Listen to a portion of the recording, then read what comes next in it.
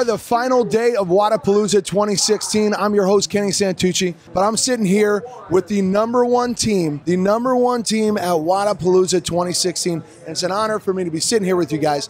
We actually had a chance to sit down and chat with all your coaches, Jason Leiden, the Misfit guys. What the hell's going on? You guys come up together. You came here from Jersey, of all places. High five on all that. Jersey.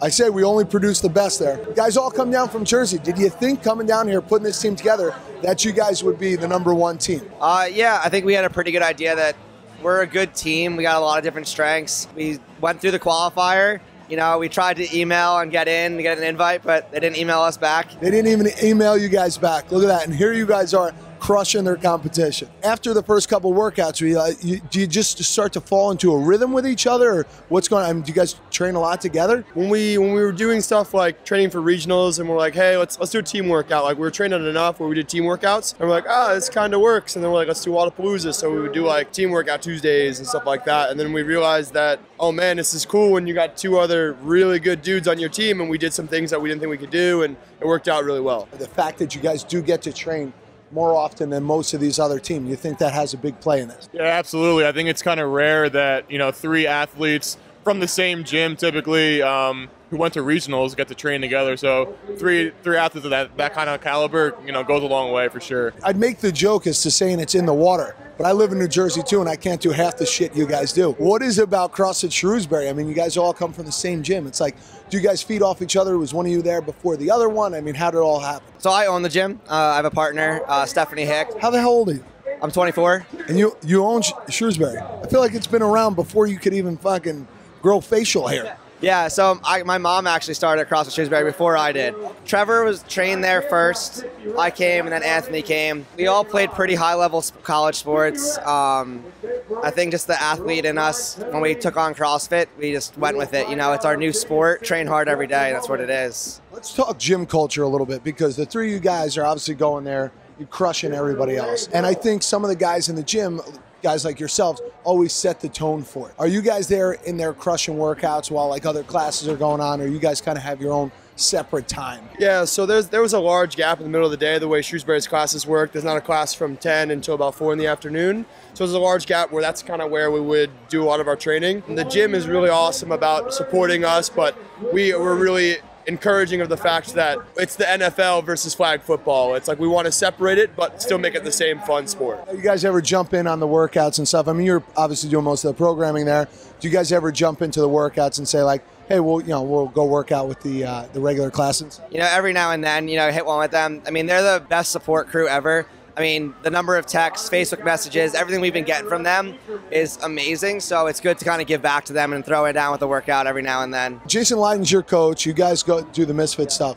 How'd that happen? How'd you guys all wind up with these coaches? We found Misfit. We went to regionals in 2014 as a team, and Misfit had a huge following there. And, you know, we saw the purple in the crowd, and they had Cody Mooney and Joe Kearney in the Northeast at the time, and they were smashing the workouts. And we were like, let's see what the program is all about. And you know, we were pretty adamant about wanting to go individual the next year, and we said if we stick with this program, hopefully it takes us where we want to go, and that's kind of where we ended up going. Does CrossFit ever get in the way of like you guys just trying to be young guys? No. I mean, I think we made the commitment to do what we want to do, and that's the lifestyle it is now. I mean, like I said, we all did play sports, so we're used to that kind of lifestyle of it's business when you're in season and you know what's going on, and it's not that hard for us to separate it, I think, because we have a purpose, we have an end goal. I think you guys are some of the hardest working people because there is no season. You guys never really have off time, you know? And if you do, what are you doing during your off time? Trying to actually do CrossFit with classes, right? During kind of my break season or my week off from regionals, I did one workout a day as a break, and I just did what the class was doing as programmed. And that's fun for me, being able to work out next to people and being like, oh, well, I'll take 2 days off. Or like, oh, well, I'll eat an entire cake. Like stuff like that to kind of like pad your ego and know when you go into the next season that, all right, I did that then, now it's time to sharpen up. Coming out of college and the dedication you have to put in to be as good as you guys are, you're putting in 3-4 hours a day, you're doing multiple workouts, and in the middle of the day when most people are working, you guys are quote unquote working. Do you guys have any other jobs? I mean, what else are you guys doing aside from training? My part-time occupation is being a trainer at the gym. I'm in the process of filing for the NYPD Police Department, so that's my maybe an alternative job. Nowadays, I keep hearing about, like, I watched that competition out in Dubai.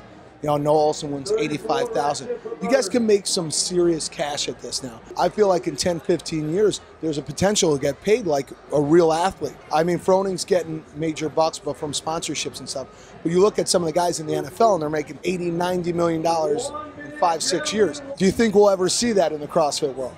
I mean, as it grows, anything could happen. I mean, where the sport's gone in 5 years has been crazy. So I think in the next 10 years, we're going to see some full-time athletes for sure. Team Shrewsbury sitting in first place. You got potential to win some serious cash here. What do you do with the cash? Oh, man. That's such a hard question. It's a loaded question. I want to hear it. And, like, do you divvy it up evenly, or are you like, he did a little bit more, maybe we should give him an extra grand? So, I would probably split it up as even as possible, and I would just save that shit. Guys, there's no judgment on my end nor on this end. So if you guys are like, yeah, I want to blow it on like some vacation at Disney and take some chick away, I'm not going to judge you. I'm saving it because as far as getting here, it's not to use like an overused word, but it's like a blessing. Like, I'm so happy to be with these guys. Like, the money hasn't been a factor. Like, maybe if we get there and it gets closer, it'll drive us. Winning drives me more than anything. Not money of winning, just knowing we won. I was just about to say the same thing. I think it's an honor to just say, hey, like, we're the #1 team at Wodapalooza this year. Walk me through some of the workouts. I mean, you guys are looking at these workouts. Are you starting to distribute like, hey, you do this, and I'll do this? Oh, yeah. I mean, there's so much more strategy than people realize, and I think that's where we've kind of not separated ourselves, but we were talking strategy, and we know each other so well. I can look at Corey, I know he can do this many. They look at me, I know they can do this. So, and we did small things like we know in the transitions, we know how to tag. So those little things and being on a team before just separates you. What would you say your ultimate goal at the end of all this? Like, what is your end game? It's like, I know you guys all enjoy competing,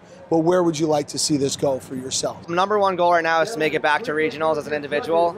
But in the future, I do want to be a CrossFit Games athlete. That is my ultimate goal, and that's where I want to go. Yeah, I think that's the same. I mean, I've been to regionals 4 times as an individual, and every year I've gotten a little closer. So it's just slowly making that push, buttoning up weaknesses, and getting the ticket. Yeah, I have to agree with them as well. I mean, last year as an individual for regionals, we got a taste of it, and I think this year is going to be a little bit different, you know, wanting the actual whole thing. So, hey guys, it's great to see 3 homegrown guys from Jersey doing it. I'm from Jersey too, so best of luck to you guys. Crush it out there. Thanks, brother. Guys, keep your eyes on these guys. They're going to be doing some crazy shit this year and some amazing stuff already. So we'll see you guys in a little bit.